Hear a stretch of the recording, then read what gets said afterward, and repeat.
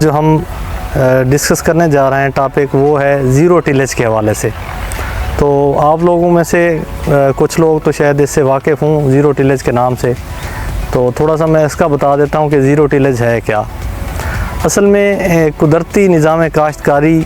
में zero tillage को भी एक मकाम हासिल है कि ज़ीरो टिलेज का मतलब ये है कि हम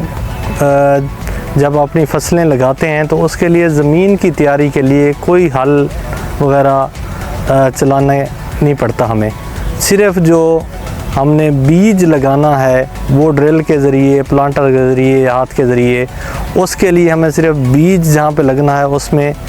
हमें थोड़ी सी जो है वहाँ पे जगह चाहिए, बीज लगाने के लिए वो जगह बनानी है। बाकी हमने ज़मीन की तैयारी के लिए कोई हल वगैरह नहीं चलाना, ज़ीरो टिलेज। तो अब हम कहेंगे कि ज़ीरो टिलेज क्यों, क्या उसके मकासद हैं। तो ज़ीरो टिलेज की अगर हम बात करें तो ज़ीरो टिलेज के वैसे तो कई फ़वायद हैं, लेकिन आजकल के जो क्लाइमेट चेंज के हवाले से अगर हम बात करें तो क्लाइमेट चेंज, एक तो क्लाइमेट चेंज हो रही है उसकी वजूहात क्या हैं, और दूसरे नंबर पे क्लाइमेट चेंज की वजह से हमारे लोगों की ज़िंदगी पे और ख़ास तौर पे अगर हम अपनी ज़राअत या एग्रीकल्चर के हवाले से बात करें तो उस पे इसके क्या असरात हैं। तो अगर हम क्लाइमेट चेंज की बात करें कि क्लाइमेट चेंज की वजूहात क्या हैं, तो उसमें ज़ाहिर बात है कि एक तो फॉसिल फ्यूल की बर्निंग है कि हमारी जितनी इंडस्ट्री है उसमें फॉसिल फ्यूल यूज़ होता है, जितनी हमारी गाड़ियाँ हैं उसमें फ्यूल यूज़ होता है। तो इस तरह से एग्रीकल्चर की अगर हम बात करें तो यहाँ पे भी फॉसिल फ्यूल जो है वो यूज़ होता है कि हमारे जो ट्रैक्टर चलते हैं, जो मशीनरी चलती है, उसमें डीज़ल के तौर पे, मोबिल के तौर पे जो है हम फॉसिल फ्यूल यूज़ कर रहे हैं। और जब वो फॉसिल फ्यूल यूज़ होता है, वो जलता है, तो उससे गैसेस जो पैदा होती हैं जिनको हम ग्रीन हाउस गैसेस कहते हैं, कार्बन डाइऑक्साइड है, नाइट्रिक ऑक्साइड है, इसी तरह से बाकी जो गैसेस हैं वो एक्चुअली हमारे जो माहौल को पलूट कर रही हैं और उसकी वजह से फिर क्लाइमेट चेंज जो है वो वाक़ई हो रही है। तो ये तो है इसकी वजूहात। और अब क्लाइमेट चेंज के इफ़ेक्ट्स क्या हैं? क्लाइमेट चेंज के असरात ये हैं कि हमारे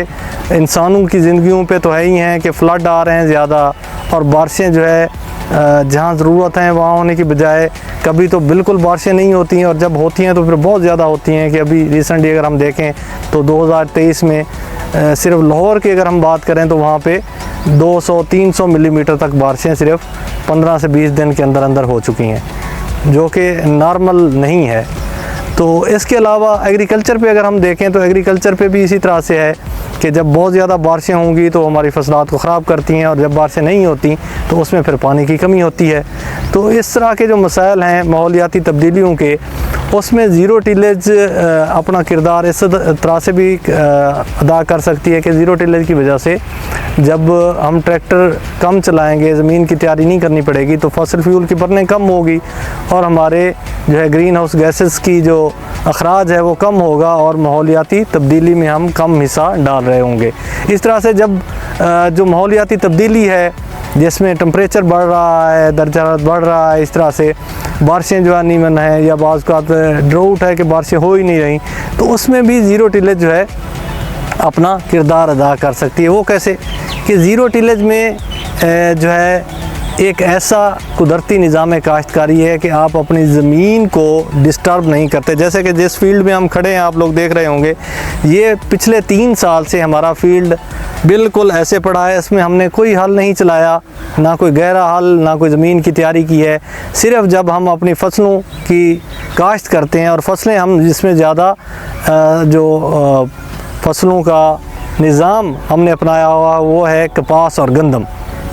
तो उसको हम सिर्फ़ जब ड्रिल के ज़रिए लगाते हैं या हाथ से कपास के चोपे लगाते हैं तो वहाँ पे सिर्फ़ हम इस्तेमाल कर रहे हैं ट्रैक्टर को, बाकी ना कोई ज़मीन की तैयारी, जैसे मैंने कहा, ना कोई गहरा हाल चला रहे हैं। तो ये आपके सामने है।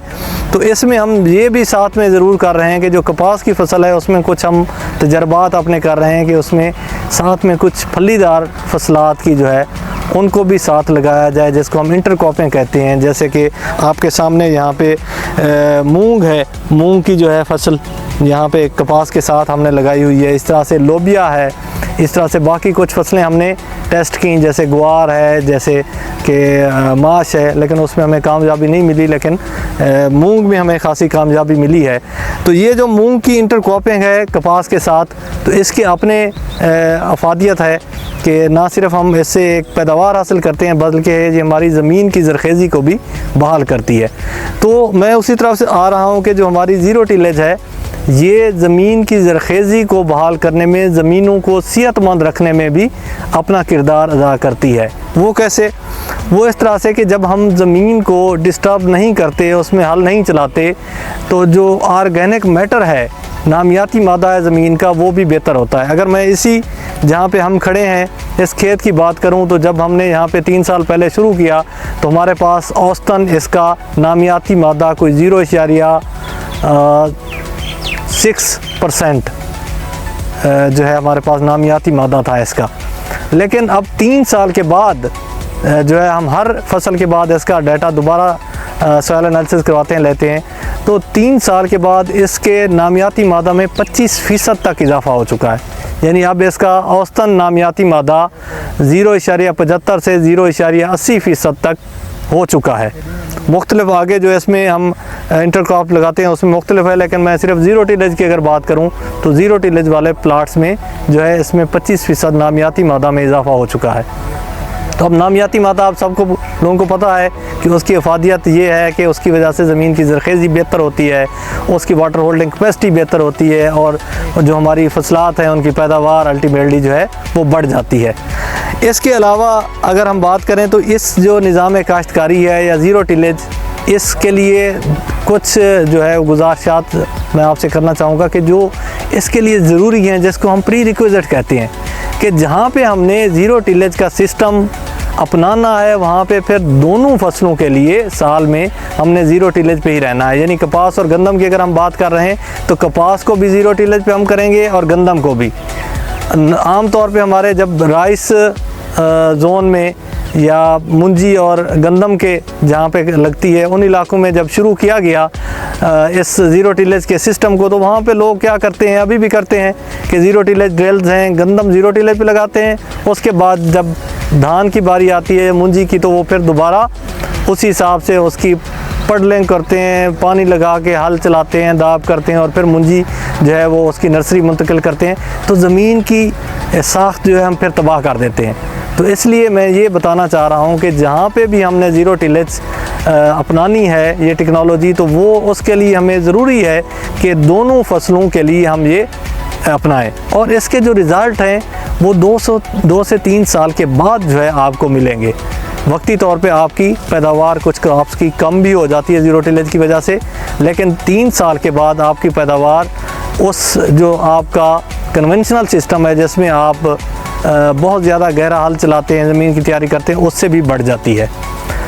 और दूसरा फ़ायदा जैसे मैं कह रहा था कि ज़मीन की हमारी ज़मीन को सेहतमंद करती है, ज़मीन का नामियाती मादा बढ़ जाता है, वाटर होल्डिंग कैपेसिटी बेहतर हो जाती है। अभी जो है जैसे बारिशों का सीज़न है, तो अब जब बारिशें आएंगी तो ये जो हमारा ज़ीरो टिलेज वाला प्लाट है इसमें हम खड़े हैं, तो बारिश आएगी तो 2 दिन के बाद 1 दिन के बाद यहाँ पे बिल्कुल वतर में ज़मीन आ जाएगी और पानी नहीं खड़ा होगा। लेकिन इसके मुकाबले में जहाँ पे कन्वेंशनल टिलेज सिस्टम है वहाँ पे जब बारिश आएगी तो 2-2 दिन पानी खड़ा रहेगा।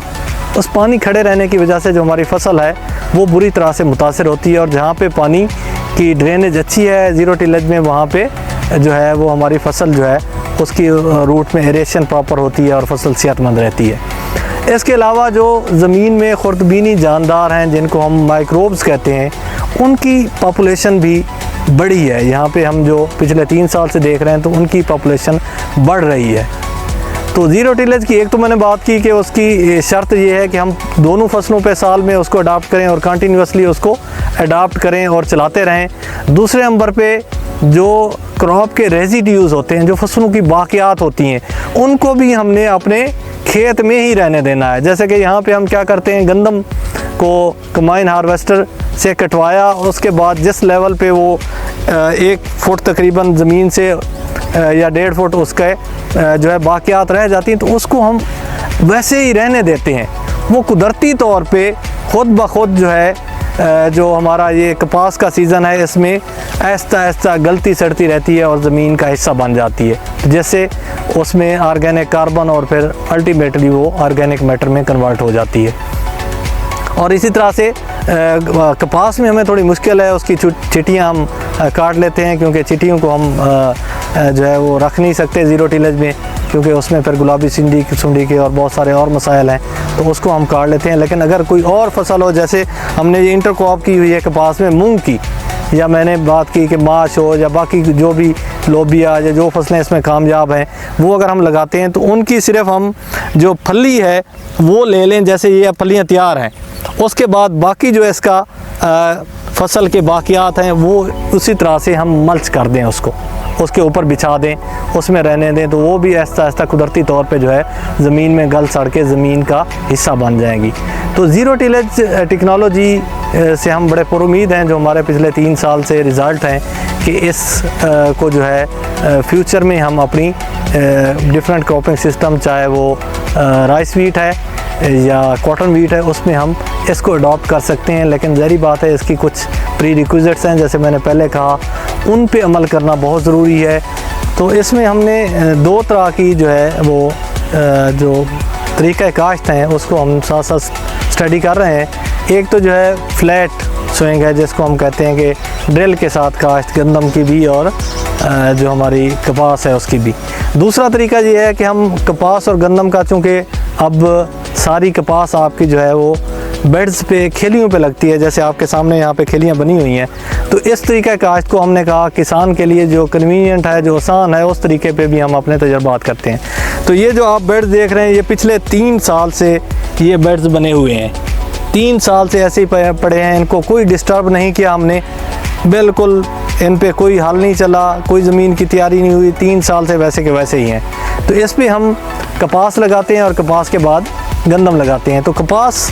में हम जो है वो इंटरक्रॉपिंग भी करते हैं, जैसे यहाँ आपको नज़र आ रहा है कि मूंग की जो है वो 2 लाइंस बेड के ऊपर जो है वो लगी हुई हैं, साइडों पे हमारे पास कपास है और बेड के ऊपर जो है वो मूंग लगी हुई है। तो इसी तरह से लोबिया और बाकी जो है वो हम ट्राई करते रहे हैं, लेकिन इसमें मूंग में ज़्यादा हमें सक्सेस है। तो ये परमानेंट बेड्स जो है हमने एक दफ़ा बनाए और इनको ऐसे ही छोड़ दिया। कपास हम इसमें मैनुअली लगाते हैं, हाथ से चौपा लगाते हैं, और साथ में जो है वो ड्रिल के ज़रिए जो है इसको मूंग की 2 लाइन जो है वो लगा देते हैं। कपास के पौधे से 9 इंच के फासले पे जो है बेड के ऊपर इसकी जो है लाइन आ जाती है, कतार आ जाती है मूंग की। तो इस तरह से इसके बाद जो है हम गंदम जब लगाते हैं तो गंदम की जो है वो 7 लाइनें जो है इसके ऊपर जो है वो लगती हैं इस बेड के ऊपर। तो वो 7 लाइनें लगाने का मकसद ये है क्योंकि इसकी खेल भी 2-2.25 फुट की है और 2.5-3 फुट का, चूँकि ऊपर खेली है, बेड है, तो बेड के ऊपर 7 लाइनें जब लग जाती हैं तो ये जो हमारा तकरीबन कोई बेड और फरो खेली और जो हमारा बेड है, दोनों का जो डिस्टेंस है 5 फुट बनता है। तो उसके अंदर हमारी प्लांट पॉपुलेशन जो है, पौधों की तादाद जो है वो गंदम की पूरी हो जाती है। तो ये ज़ीरो टिलेज के लिए यही है कि जब आप एक दफ़ा बेड बना लें फिर उनको परमानेंट रखें। ज़्यादा से ज़्यादा अगर आपको कुछ इसमें इंटरवेंशन करनी है तो ये जहाँ मैं खड़ा हूँ इसको हम खेली कहते हैं या खेल कहते हैं। तो इसके अंदर सिर्फ जो है आप रीजर चलाएं, बेड के ऊपर जहाँ पे आपकी क्रॉप का रूट जोन आना है या क्रॉप आनी है वहाँ पे आप उसको डिस्टर्ब ना करें। ऊपर दरमियान में जो है आप फरो ओपनर चला के खेली जो है वो उसको वो करेंगे तो पानी की मूवमेंट और बाकी चीज़ें जो है वो ज़रा बेहतर हो जाएंगी। और जब खेली को यहाँ पे आप फरो ओपनर चलेगा तो मिट्टी साथ लगा देगा वो, तो उसके लिए आपकी जो क्रॉप की स्विंग है, जैसे कॉटन की मैनुअली जो हमने लगाई है, चोपा लगाया, तो वो लगानी भी आसान हो जाती है और एक दफ़ा आपकी खेल जो है वो फ्रेश हो जाती है। तो इसके अलावा उसके ऊपर कोई ज़रूरत नहीं होती, क्योंकि ज़ीरो टिलेज का जो फ़िलासफ़ी है वह यही है कि हमने सॉइल को डिस्टर्ब नहीं करना, ख़ास तौर पे जो हमारा क्रॉपिंग जोन है, क्योंकि इसमें क्रॉपिंग जोन आपका बेड है। लेकिन जहाँ हम पहले बात कर रहे थे फ्लैट प्लांटिंग में, उसमें सारे का सारा फील्ड ही आपका क्रॉपिंग जोन है, तो उसमें तो बिल्कुल हम जो है अलाउ नहीं करते कोई भी चीज़ वहाँ पे किसी किस्म का कोई हाल चलाने की। तो इसमें जैसे हमें रिज़ल्ट मिले हैं फ्लैट प्लांटिंग में कि 3 साल के बाद हमारी कपास और गंदम की पैदावार जो है वो बेहतर हो गई है, तो इसमें भी वैसे है। लेकिन इसमें जो इनिशियली शुरू के 1 आध साल में हमें गंदम में थोड़ा सा मसला रहा है कि गंदम की पैदावार थोड़ी सी कम आती है, लेकिन उसमें कुछ मशीनरी के कुछ ड्रिल्स के मामलात भी थे। अगर इसकी प्रॉपर ड्रिल बनाई जाए और उसको बेड्स के ऊपर बेड के मुताबिक, उसके साइज़ के मुताबिक उसकी अलाइनमेंट की जाए और वो ज़ीरो टिलेज ड्रिल हो, तो उससे आप अगर सीड इसका प्रॉपर डेप्थ पे प्लेस कर दें और वहाँ तक मॉइस्चर जो है वो पहुँचा दें, तो जो है आप गंदम की भी अच्छी पैदावार जो है इस सिस्टम से हासिल कर सकते हैं। लेकिन जो असल इसके फ़ायदे हैं ज़ीरो टिलेज के, वो मैं पहले भी बता चुका हूँ कि वो उसमें हमारी ज़मीन की सेहत को बेहतर करती है, उसकी ज़रख़ेज़ी को, और जो ऑर्गेनिक मैटर नामियाती मादा है वो बढ़ जाता है। इस तरह से माइक्रोबियल एक्टिविटी बढ़ जाती है और जिससे हमारी ज़मीन की इस्तात जो है किसी क्रॉप की पैदावार देने की वो बढ़ जाती है। और कोई मौसमी जो मुज़िर असरात हैं जैसे कोहरा है या बाज़ का गर्मी की शिद्दत बढ़ जाती है या बाज़ का ड्रोट की कंडीशन है, तो उसमें भी ऐसी ज़मीनें जहाँ पे सेहतमंद होंगी, जिसमें ऑर्गेनिक मैटर ज़्यादा होगा, तो वो ज़्यादा अच्छा जो है वहाँ पे परफॉर्म करती हैं। बहुत शुक्रिया।